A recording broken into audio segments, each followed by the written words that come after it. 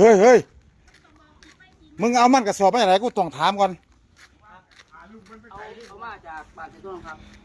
ปลาเสทอละมันไผเจ้าของก็นอนอยู่เฮือนอยู่ซื้ออยู่มันไอ้ของน้องโตติงครับ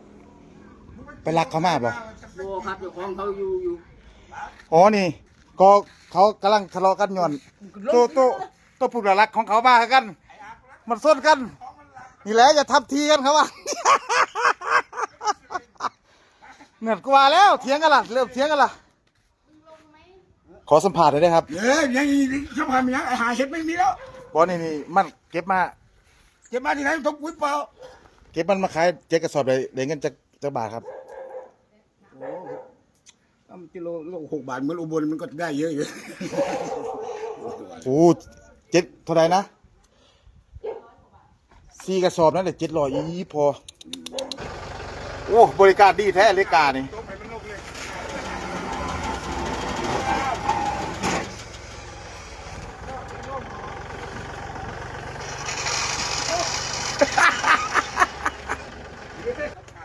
เขาเก็บมันลงให้มึงสิบ่เสียค่าลงบ่หนุ่มแม่นบ่มึงถอนมาไหนมึงบอกเขาได้เขาแผนกเก็บเลยนั่น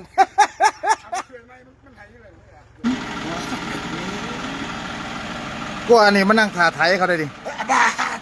ไถหน่อยดิโอ้โอ้ได้เท่าไหร่นั่นข้าเงินบนได้ได้ขวดใหญ่เลยวะโอ้เสียหนุ่มจัดให้ผู้ช่วยเฮ้ยมึงเป็นผู้ช่วยตอนไหนวะมาอีกเด้อ